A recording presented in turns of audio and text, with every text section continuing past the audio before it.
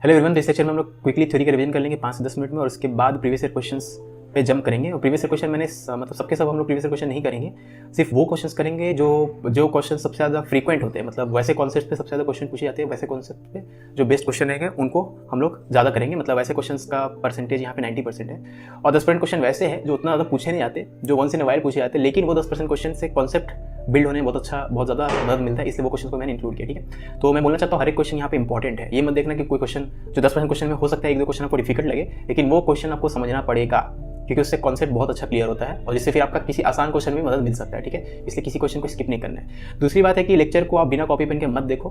किसी भी लेक्चर को आप सिर्फ मेरे चैनल पर नहीं, किसी भी चैनल पे यूट्यूब पे आप लेक्चर देखते हो तो कॉपी पेन लेके देखा करो, क्योंकि आप कभी भी पैसिवली नॉलेज को अटेन नहीं कर सकते। आप कॉपी पेन लेके बैठो, जो चीज़ सीख रहे हो उसको लिखते जाओ। कोई क्वेश्चन आपको दिख रहा है उसको खुद से पॉज करके पहले खुद से ट्राई करो, नहीं बने फिर टीचर का सोल्यूशन देखो, फिर अगर आपसे बन भी गया तब भी टीचर का सोल्यूशन देखो, फिर मेथड को कंपेयर करो एंड सो ऑन। तो ये सब मतलब एक्टिवली आपको एंगेज करना पड़ेगा लेक्चर के साथ। आप खाली ये नहीं कि हाँ लेट के बेड पे आप मोबाइल में देख रहे लेक्चर, वैसे आप नॉलेज अटेन आपको लग रहा है आप कर रहे होंगे लेकिन नहीं करेंगे। एक्चुअली एग्जाम में जब आप पेन से उस सेम कॉन्सेप्ट पे बेस्ड क्वेश्चन बनाना चाहोगे तो हो सकता है कि आप गलती कर दो। ठीक है, और जो यहाँ पे मैंने क्वेश्चंस का सिलेक्शन किया है उसमें मैं रिसेंट ईयर को ज़्यादा प्रेफरेंस दिया। मतलब किसी कॉन्सेप्ट पे बेस्ड 2022 में भी क्वेश्चन पूछा गया, 2018 में भी क्वेश्चन पूछा गया, तो मैं 2022 का क्वेश्चन को इस लेक्चर में इंक्लूड करूँगा, 2018 का नहीं करूँगा। ठीक है, और इसी से रिलेटेड दूसरी बात भी है ये कि अगर किसी कॉन्सेप्ट से पिछले 4 साल में क्वेश्चन नहीं आया है तो हो सकता है कि उस कॉन्सेप्ट का क्वेश्चन डिस्कस करने के लिए, उस कॉन्सेप्ट पे बेस्ड क्वेश्चन डिस्कस करने के लिए मैं 10 साल पुराना क्वेश्चन भी चूज कर लूँ। तो ये मैं सोचना रही है तो 2010 का क्वेश्चन है वो रेलेवेंट नहीं है, वैसा कुछ भी नहीं है, हर एक क्वेश्चन रेलेवेंट होता है। ठीक है, ओके। दूसरी बात ये कि जो क्वेश्चन का नंबरिंग है उसको आप इग्नोर करना, क्योंकि पीडीएफ से काट के लिया गया है, तो हो सकता है कि सबसे पहला क्वेश्चन जो मैं डिस्कस करूँ उसमें क्वेश्चन नंबर 5 लिखा गया हो।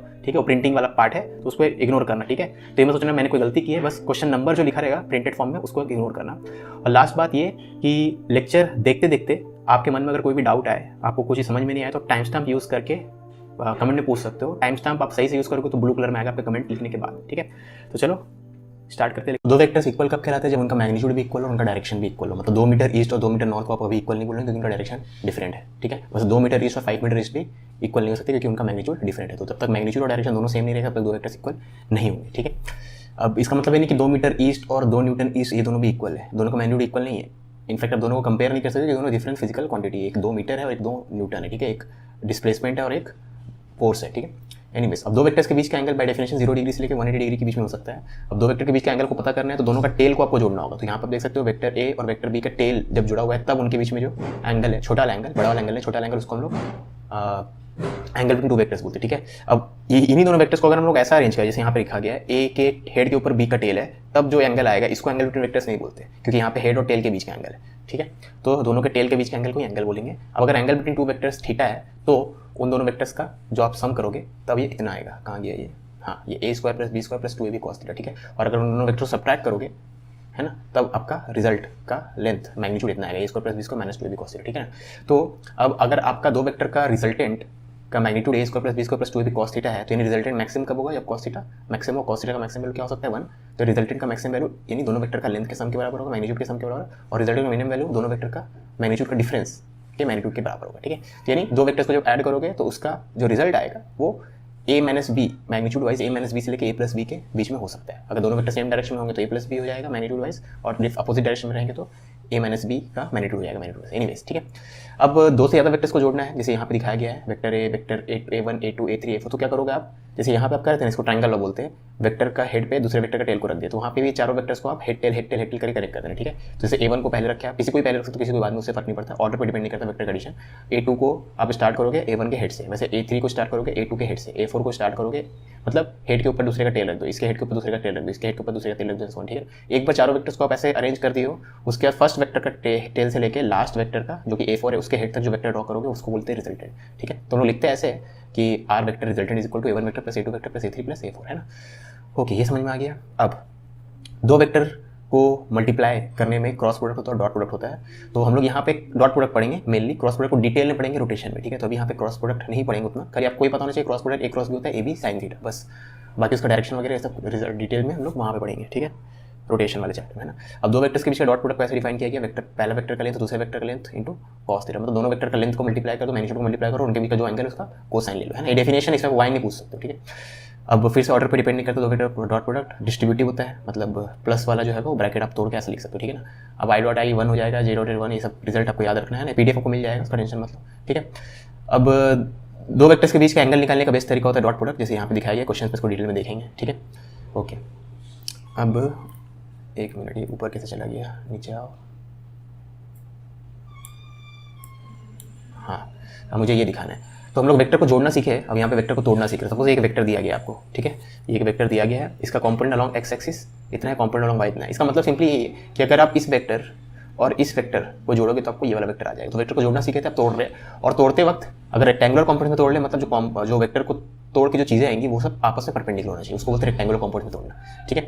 तो हम लोग जो रेक्टेंगुलर कोऑर्डिनेट सिस्टम यूज़ करेंगे एक्स वाई जेड, तो उसमें आप बेसिकली अगर वेक्टर आपका एक्स का थीटा एंगल बना रहा है तो एक्स के लॉन्ग कंपोनेंट हो जाएगा आर कॉस थीटा, वाई के लॉन्ग आर साइन थीटा। तो आप जो ये वेक्टर उसको लिख सकते हैं आर कॉस थीटा, और ये वेक्टर का डायरेक्शन किस तरफ है, आई कैप की तरफ है, और ये वेक्टर का लेंथ है आर साइन थीटा, और इसका डायरेक्शन किस तरफ है, जे कैप की तरफ है, ठीक है। तो ऐसे तोड़ दिए, थ्री डायमेंशन में तोड़ेंगे तो फिर आई वाला भी पार्ट आएगा, जे वाला भी पार्ट आएगा, के वाला भी पार्ट आएगा, ठीक है। एनीवेज आपको इसका वेक्टर का मैग्नीट्यूड निकालना है, तो क्या करोगे, इस वाले पार्ट का स्क्वायर प्लस इस वाले पार्ट का स्क्वायर कर देना ना, मतलब जो भी आई जे के वाले पार्ट्स है उनका स्क्वायर का सम कर देंगे और उसका स्क्वायर रूट ले लेंगे तो आपका रिजल्टेंट आ जाएगा, जो कि यहाँ पे दिखाया गया है, ठीक है। ओके, यूनिट वेक्टर निकालने के लिए क्या करोगे, वेक्टर को उसके मैग्नीट्यूड से डिवाइड कर दोगे तो यूनिट वेक्टर मिल जाएगा, क्योंकि वेक्टर के पास दो चीज़ें होती है, उसका मैग्नीट्यूड और उसका डायरेक्शन। तो मैग्नीट्यूड से अगर डिवाइड कर दिया, मैग्नीट्यूड से डिवाइड कर तो मैग्नीट्यूड वाला पार्ट कैंसिल हो जाएगा, सिर्फ डायरेक्शन बचेगा। तो यूनिट वेक्टर सिर्फ डायरेक्शन बताता है आपको कि उसका मैग्नीट्यूड तो ट्रिवियल, उसका मैग्नीट्यूड 1 है, ठीक है। तो यूनिट वेक्टर आपको जो बताया जाता है तो उससे सिर्फ डायरेक्शन का इन्फॉर्मेशन मिलता है ना। वो कितना इनफ है। अब इसमें एक चीज़ जो है, जो इस फोटो में, ये फोटो पहले बात मैंने नहीं बनाई है, ठीक है, ये मैं किसी टेलीग्राम ग्रुप पे मुझे मिला था। तो यहाँ पे ये जो है स्केलर मल्टीप्लिकेशन के बारे में सीख लेते हैं। तो यहाँ अच्छे से नहीं बताया गया, तो अगर दो चीज़ों को मल्टीप्लाई करिए, स्केलर एक वेक्टर है, ठीक है, तो जो रिजल्ट आता है वो एक वेक्टर आता है। और अगर रिजल्ट वेक्टर है तो वेक्टर के पास दो चीज़ें होगा, मैग्नीट्यूड भी होगा और डायरेक्शन भी होगा, ठीक है, तभी तो वेक्टर होगा। मैग्नीट्यूड जो हो जाएगा लैम्डा का मैग्नीट्यूड इंटू वेक्टर ए का मैग्नीट्यूड, ये हो जाएगा मैग्नीट्यूड। डायरेक्शन हो जाएगा सेम एज वेक्टर ए अगर लैम्डा पॉजिटिव है, और अपोजिट टू वेक्टर ए अगर लैम्डा नेगेटिव है। अभी एग्जाम्पल से इसको मैं समझा देता हूँ, ठीक है। तो फॉर एग्जाम्पल अगर सपोज वेक्टर ए इस तरफ है, ठीक है, और आप सपोज ट्वाइस ऑफ वेक्टर देखना चाहते हो, तो उसी डायरेक्शन में दुगना लेंथ का बना दोगे तो ट्वाइस ऑफ वेक्टर हो गया ना। तो 2 से मल्टीप्लाई करें, 2 पॉजिटिव है, 2 पॉजिटिव है तो डायरेक्शन अनचेंज रहेगा, तो जो मल्टीप्लाई करने के बाद जो वेक्टर आएगा उसका डायरेक्शन ओरिजिनल वेक्टर की तरफ रहेगा, ठीक है। लेकिन अगर -1 से मल्टीप्लाई करें वेक्टर को, इस वेक्टर को, तो माइनस क्या करेगा, -1 का मैग्नीट्यूड तो 1 ही है, तो इसका जितना लेंथ है इसका उतना ही लेंथ है। लेंथ आप देखो तो दोनों का इक्वल है, लेकिन ये जिस डायरेक्शन में एक्जैक्टली अपोजिट डायरेक्शन में। तो अगर नेगेटिव रहा लैम्डा, जिस स्केलर से मल्टीप्लाई कर नेगेटिव रहा तो रिजल्ट अपोजिट आएगा, और पॉजिटिव रहा तो सेम आएगा, ठीक है। आप डेसिमल से भी मल्टीप्लाई कर सकते हैं, जैसे 1.5 टाइम्स वेक्टर है, तो जो भी इसका मैग्नीट्यूड होगा, सपोज 10 न्यूटन का है वेक्टर है तो ये 15 न्यूटन का हो जाएगा, ठीक है। तो मैग्नीट्यूड निकालने के लिए तो लैम्डा का मैग्नीट्यूड इंटू ए का मैग्नीट्यूड, और डायरेक्शन के लिए अगर लैम्डा पॉजिटिव तो सेम डायरेक्शन, लैम्डा नेगेटिव तो अपोजिट डायरेक्शन, ठीक है। अब इससे रिलेटेड जो क्वेश्चन है वो कर लेते हैं। तो इस यहाँ पे क्वेश्चन नंबर पे ध्यान मत देना, ठीक है, ये क्वेश्चन नंबर पे ध्यान मत देना है ना, ये आपको अलग अलग मिल जाएगा, पीडीएफ से काट के निकाला गया ना, ठीक है। तो ये सीक्वेंस में नहीं रहेगा, ठीक है। तो पहला क्वेश्चन है ये, ABCD at 4 points on a semi circular arc with centre at O such that, ठीक है। तो आपको बोला गया AB का लेंथ BC का लेंथ CD का लेंथ इक्वल है, तो AB का लेंथ BC का लेंथ और CD का लेंथ इक्वल है, ठीक है। और ये असर्शन दिया गया है बेसिकली, तो पहले चेक करते हैं कि ये चीज़ ट्रू है कि नहीं, ठीक है। अब AB को है, अगर आप ध्यान दो यहाँ पे, तो अगर मैं आपको ड्रॉ करके दिखाऊँ यहाँ पे, हाँ दिख जाएगा, यहाँ पे वाइट है नहीं दिखेगा, रेड, ठीक है। तो अगर आप AB को देखो ध्यान से, है ना, AB को देखो तो उसको हम लोग लिख सकते हैं AO प्लस OB, दिख रहा है ना, A से O जाओ, O से B जाओ, तो बेसिकली आपका रिजल्टेंट आएगा A टू B। तो AB को हम लोग लिख सकते हैं AO प्लस OB, ठीक है। तो AB के बदले AO प्लस OB, वैसे ही इसको मैं मिटाऊँ यहाँ पे, वैसे ही आप देख सकते हो। नेक्स्ट क्या है AC, तो A से C वाला जो चीज़ है उसको आप लिख सकते हो AO प्लस OC, ठीक है, AO प्लस OC, है ना। फिर चेक कर लेते हैं ये दिख रहा है कि नहीं ठीक से, हाँ दिख ही रहा होगा, ठीक है। और लास्टली यहाँ पे है AD, ठीक है। तो AD तो बहुत ही आसान है, AD is twice of AO, है ना। AO को AO से ऐड कर देंगे तो AD मिल जाएगा। जो आप देखोगे तो AD is AO plus OD, और OD AO के बराबर है, तो AD के बदले twice of AO, sorry ON है AO, ठीक है। तो लेफ्ट हैंड साइड को हम लोग ऐसा लिख सकते हैं, है ना। अब इसको थोड़ा सिंप्लीफाई करेंगे तो 4AO plus OB plus OC, 4AO plus OB plus OC। तो हाँ ये चीज़ तो सही है ना, जो चीज़ दिया गया। अभी आप एक चीज़ और ध्यान देना, भले वो डिस्कशन का पार्ट नहीं भी होगा तब भी क्वेश्चन बन चुका है कि ये चीज़ जो दिया गया था इससे कोई यूज़ नहीं आया, ठीक है, ये ऐसे ही दिया गया था, मतलब कंफ्यूज करने के लिए आपको, इसको क्यों तो इसको कहाँ यूज़ किया हम लोग ये लिखते वक्त, ठीक है। ओके, अब रीज़न यहाँ पे दिया गया polygon law vector addition yields this, ठीक है। अब यहाँ पे ये चेक कर लेते हैं, ये तो लिखा हुआ है इसको मिटा देते हैं। अब यहाँ पे आपको देखो ये चीज़ लिखा गया है ना, रीज़न चेक कर लेते हैं। तो AB मतलब रीज़न में जो दिया गया पहले चेक कर ले तो सही है कि नहीं। तो AB plus BC plus CD plus AD, तो AB, तो अगर आप AB ड्रॉ करोगे तो ये हो गया AB plus BC plus BC plus C D plus C D, ठीक है। तो इन तीनों को अगर आप देखोगे तो ये तीनों तो ए डी के बराबर हो जाएंगे। देखो अगर ये तीनों को देखें तो पॉलीनोमियल से क्या आ जाएगा, ए डी आ जाएगा। इसका फर्स्ट वेक्टर का टेल से लेकर लास्ट वेक्टर तक क्या आ जाएगा, ए डी, ठीक है। ये तीनों मिलकर तो ए डी दे देगा आपको। तो A D plus A D तो हो जाएगा 2AD, ठीक है। A D plus A D ये आपको क्या देगा, 2AD, ठीक है ना। ओके, और यहाँ पे अगर आप AO को देखोगे तो ये 2AO लिखा गया है, ठीक है। तो ये गलत है, अगर O रहेगा तो गलत है, ये 2AD आ रहा है ना। 2AD is nothing but 4AO, ठीक है, 4AO है ना। समझ में आई बात। AO का 4 गुना करेंगे तब, क्योंकि AO का डबल है AD, तो 2AD हो जाएगा 4AO, ठीक है। तो रीज़न ऑफकोर्स गलत है, असर्शन जो है सही है। तो reason is correct, sorry reason is incorrect, assertion correct है ना, 1 हो जाएगा। अब हो सकता है कि यहाँ पे प्रिंटिंग मिस्टेक हो, या क्वेश्चन को थोड़ा हार्ड बनाते हैं ना। मान लेते हैं यहाँ AO नहीं है, यहाँ AD है, तब तो सही रहेगा, क्योंकि ज़्यादा मजा तब आ जाएगा, दोनों सही है, असर्शन रीजन। और हम लोग फिर पता करेंगे कि रीज़न एक्चुअल में सही रीज़न है कि नहीं, ठीक है। तो मान लेते हैं ये AD है, मान लेते हैं ना, ताकि मज़ा आया, हमें क्वेश्चन को थोड़ा टफ कर लेते हैं, ठीक है। अगर AD है तब तो रीज़न भी सही है, तो रीज़न भी सही है, असर्शन भी सही है। अब आपको सोचना है क्या रीज़न ने करेक्टली असर्शन, मतलब क्या रीज़न से स्टार्ट करके, ये चीज़ से स्टार्ट करके आप यहाँ पे पहुँच सकते हो, तो नहीं पहुँच सकते हो, ठीक है ना। क्योंकि इस चीज़ में बेसिकली आपने यही प्रूव किया कि इन तीनों वेक्टर को जोड़ के ये वेक्टर आ रहा है, जो कि सही है। लेकिन इसमें आप कहीं भी आप वो चीज़ यूज़ नहीं कर रहे हो कि A B vector is equal to AO plus OB, क्योंकि ए बी वेक्टर को हम लोग AO प्लस OB यूज़ किया। तो वैसे similarly AC vector AO plus OC, इसको कहीं यूज़ नहीं किया उसमें, ठीक है। तो यानी असर्शन रीजन दोनों सही है, लेकिन ये करेक्ट एक्सप्रेशन नहीं है। तो ऑप्शन क्या हो जाएगा, 4। अगर यहाँ AD होता, अगर यहाँ AO है तो रीजन गलत हो जाएगा, ऑप्शन हो जाएगा 1, ठीक है। 2 vectors A and B have equal magnitude if magnitude of vector A plus B is equal to 2 times, ठीक है। तो A plus B का मैग्नीट्यूड, तो इसको थोड़ा थिक कर लेते हैं।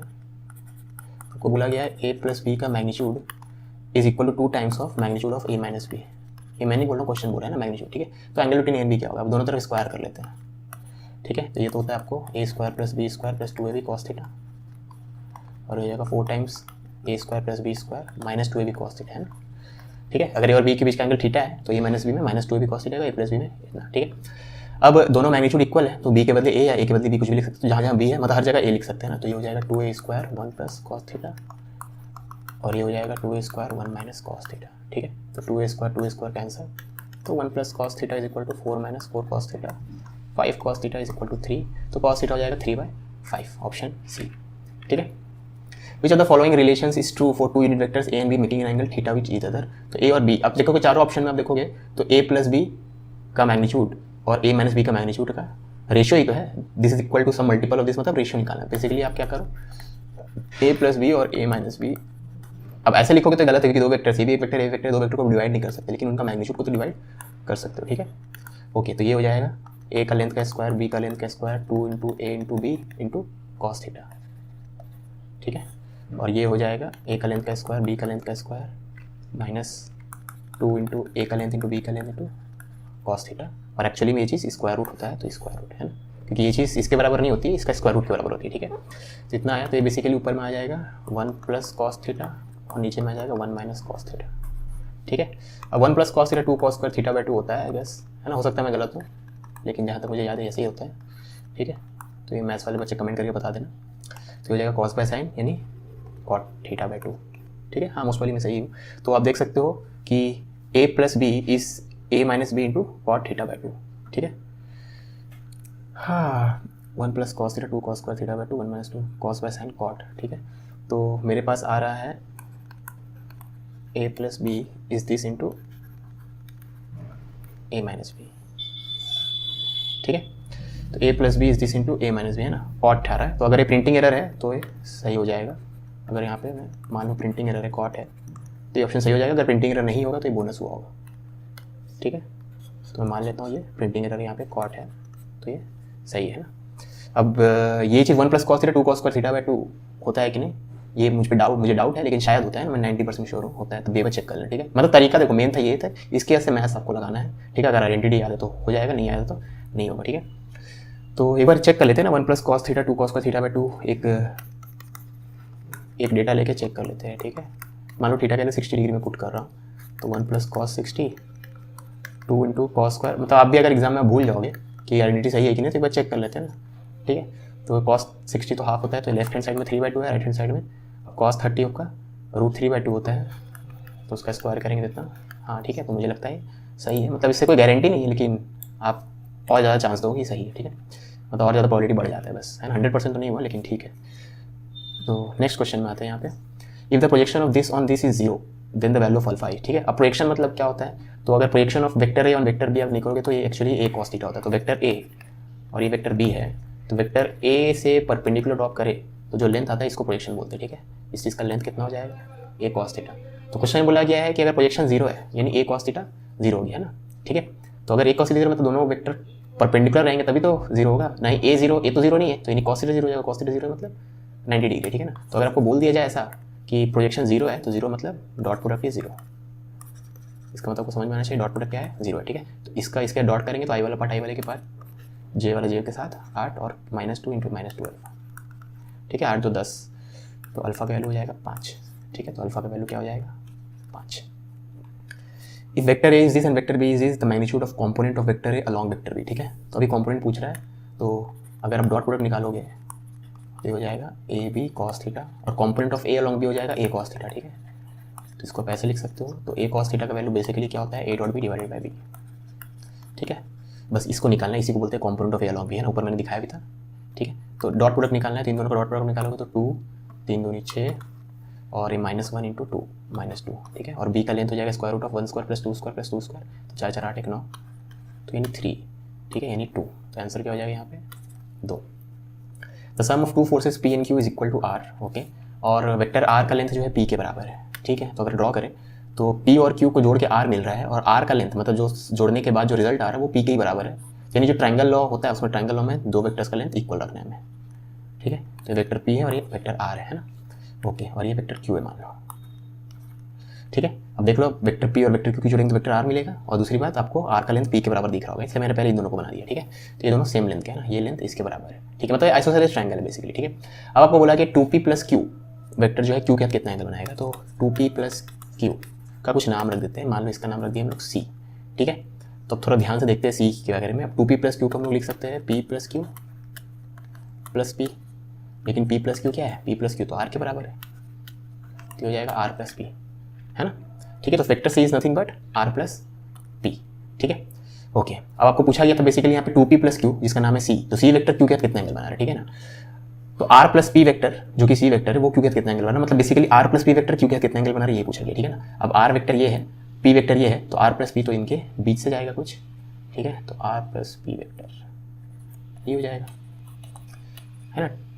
पैरेललोग्राम लॉ क्या बोलता है आपका, दो वेक्टर का अगर तेल जुड़ा हुआ है तो रिजल्टेंट ये अपना डायगोनल बना दो पैरेललोग्राम कंप्लीट करके ठीक है। तो आप अगर पैरेललोग्राम कंप्लीट करके डायगोनल बना दोगे तो ये आ जाएगा। तो जिस वेक्टर इन दोनों वेक्टर को जोड़ेंगे तो आर वेक्टर और पी वेक्टर को जोड़ेंगे तो ये हो जाएगा ठीक है। अब क्योंकि ये दोनों वेक्टर इक्वल लेंथ के थे, आर वेक्टर का लेंथ और पी वेक्टर का लेंथ इक्वल है, तो दो वेक्टर अगर इक्वल रहेंगे तो जो रिजल्ट आएगा इक्वल इंक्लाइन रहेगा दोनों के साथ, तो ये दोनों एंगल इक्वल है। दूसरी बात है क्योंकि ये आइसोसेलेस ट्रायंगल था ठीक है, तो ये भी 90 डिग्री होगा। अगर आइसोसेलेस ट्रायंगल है और उसमें आप इस वर्टेक्स से इक्वल एंगल पे इंक्लाइन करके एक लाइन ड्रॉ करोगे तो ये तो परपेंडिकुलर आएगा ना, मतलब बेसिकली बोलना चाहता हूँ कि R plus P is perpendicular to Q ठीक है। और R plus P is nothing but C ठीक है, R plus P is nothing but C. तो सी वेक्टर क्यू के बराबर क्यू के परपेंडिकुलर है, तो आंसर क्या हो जाएगा 90 डिग्री। ये तो पूछा गया था कि 2p प्लस क्यू यानी सी वेक्टर क्यू के साथ कितना एंगल बनाएगा, तो सी वेक्टर क्यू के साथ 90 डिग्री बनाएगा ठीक है। तो ज्योमेट्री सही हो गया ना। वेक्टर a1 का लेंथ दे दिया है, a2 का लेंथ दे दिया है, a1 प्लस a2 का रिजल्टेंट का लेंथ दे दिया है, तो वैल्यू ऑफ दिस, तो इसको हम लोग ब्रैकेट खोले तो 6a1 डॉट a1 तो a1 स्क्वायर हो जाएगा, this into this -4 a1 dot a2 ठीक है, दिस इंटू दिस हो जाएगा 9 a1 डॉट a2, यानी a1 डॉट a2 और a2 डॉट a1 दोनों सेम होता है, और दिस इंटू दिस हो जाएगा -6 a2 स्क्वायर ठीक है। तो इसका वैल्यू निकालने के लिए a1 का वैल्यू पता होना चाहिए जो कि पता है 3 है, तो 6 इंटू 3 स्क्वायर ये हो जाएगा 5 a1 डॉट a2 और लास्ट में है -6 a2 स्क्वायर और a2 का लेंथ कितना है 5 ठीक है। तो a1 डॉट a2 आपको पता होना चाहिए ना। अब उसके लिए आप इसको यूज़ करो क्योंकि इसको भी तक यूज़ नहीं किए, तो अगर दोनों तरफ स्क्वायर करें तो a1 square plus a2 square plus 2a1 a2 cos theta यानी a1 डॉट a2 ठीक है। और इस तरफ स्क्वायर करेंगे तो 25। अब a1 स्क्वायर हो जाएगा 9, a2 स्क्वायर हो जाएगा 25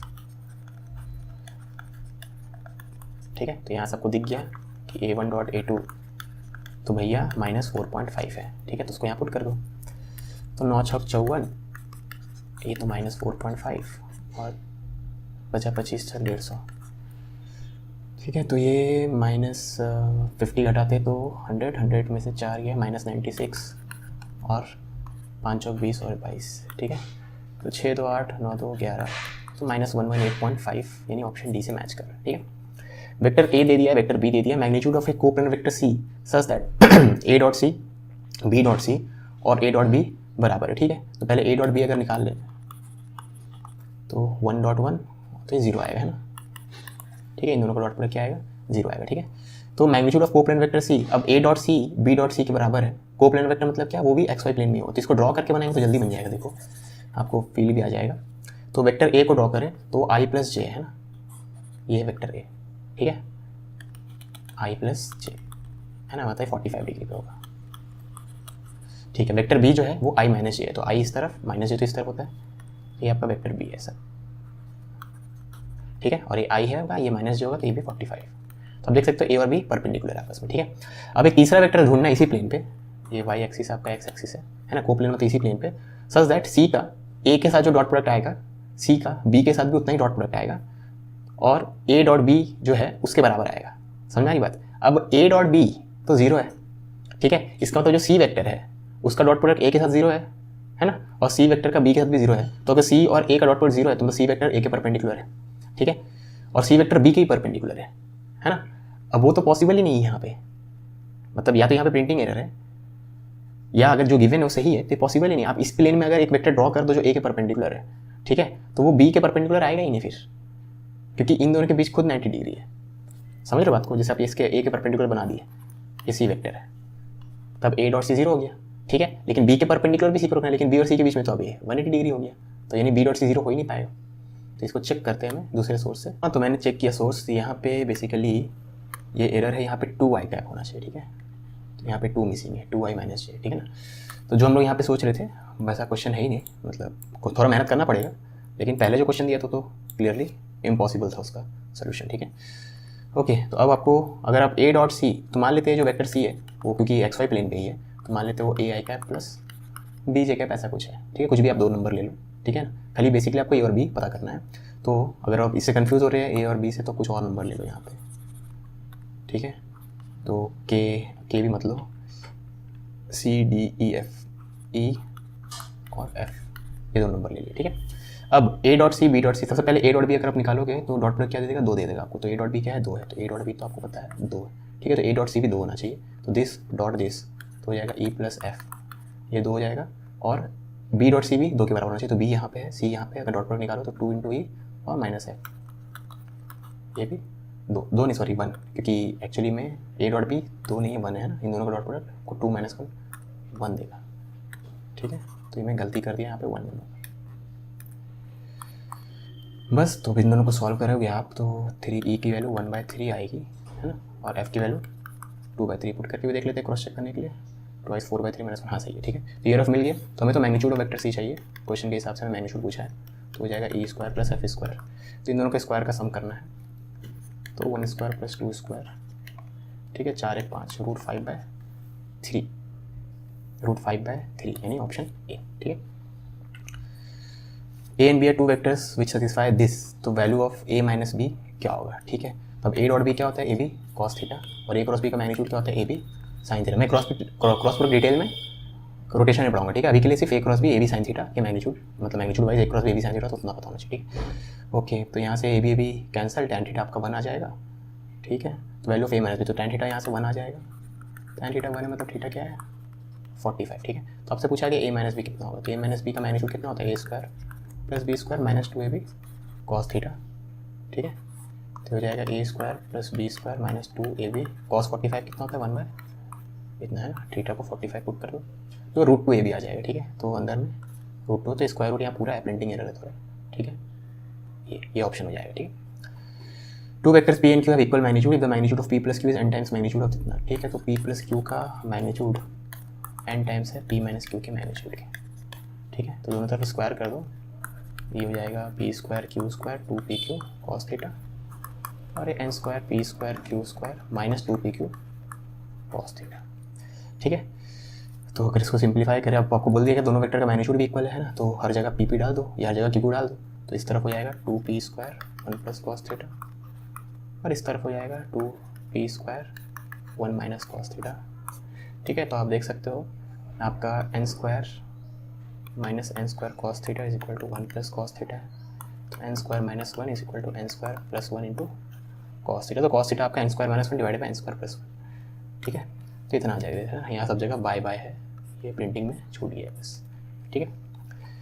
the angle between vectors A and vector A minus B, तो वेक्टर ए यहाँ पे अगर आपको नहीं दिख रहा है, थोड़ा प्रिंटिंग में प्रॉब्लम है, ये है वेक्टर ए,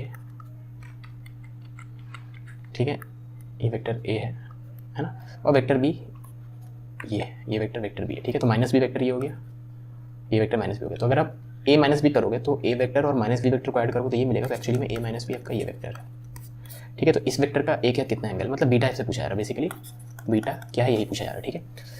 तो यहाँ पे अगर आप एक परपेंडिकुलर ड्रॉप कर दो तो बीटा आराम से निकल जाएगा, ठीक है। तो आप देख सकते हो यहाँ से, मतलब सिंपल ज्योमेट्री क्वेश्चन है, आप टैन बीटा निकालो तो टैन बीटा हो जाएगा आपका ये लेंथ, ठीक है। अब इसका लेंथ तो बी के बराबर है ना, लेंथ तो इसका बी के बराबर, ये एंगल 60 डिग्री है, ठीक है। तो ये बी है, ये 60, तो हो जाएगा बी साइन 60, ठीक है। टैन बीटा हो जाएगा दिस अपॉन दिस। अब ये लेंथ कितना हो जाएगा, ये लेंथ हो जाएगा पूरा length which is a minus ये वाला लेंथ, है ना, ये वाला लेंथ, और ये बड़े वाले लेंथ में छोटा लेंथ घटा देंगे तो ये वाला लेंथ बचेगा, ठीक है। और ये लेंथ कितना हो जाएगा, ये बी है, ये 60, तो ये बी कॉस 60, ठीक है। तो बेसिकली बोलना चाहता हूँ ये लेंथ आपका बी कॉस 60 है, ठीक है। तो ये लेंथ हो जाएगा ए माइनस बी कॉस 60, और ये लेंथ आपका बी साइन 60 है ही, ठीक है। तो दिस बाय दिस करना है, मतलब B sine 60 divided by A minus B cos 60, ठीक है। तो इससे देखते हैं आंसर आएगा कि नहीं, मतलब आना तो चाहिए, अब मॉडिफाई करना पड़ेगा मैच करवाने के लिए, ठीक है। तो बी इंटू √3/2 ए माइनस b/2, तो 2 से मल्टीप्लाई कर देंगे तो tan beta is √3b divided by 2a minus b, तो ऑप्शन सी से मैच कर रहा है, ठीक है। कॉन्ग्रेचुलेशंस वीडियो लेक्चर कंप्लीट करने के लिए। सो जो भी चीज़ आपको अच्छी लगी, जो भी चीज़ ख़राब लगी, प्लीज़ कमेंट में बताना, और अगर आप डाउट पूछोगे कमेंट में तो प्लीज़ टाइम स्टैम्प के साथ ही डाउट पूछना, करेक्ट टाइम स्टैम्प के साथ। और वीडियो अगर अच्छी लगी हो तो लाइक करना, ख़राब लगे तो डिसलाइक करना, और कारण भी बताना प्लीज़ कमेंट में, ताकि फ्यूचर वीडियोस में वो चेंजेस इनकॉर्पोरेट करके फ्यूचर लेक्चर्स और अच्छे बन सके, ठीक है। तो चलो मिलते हैं नेक्स्ट सेक्शन में, अंटिल देन बाय।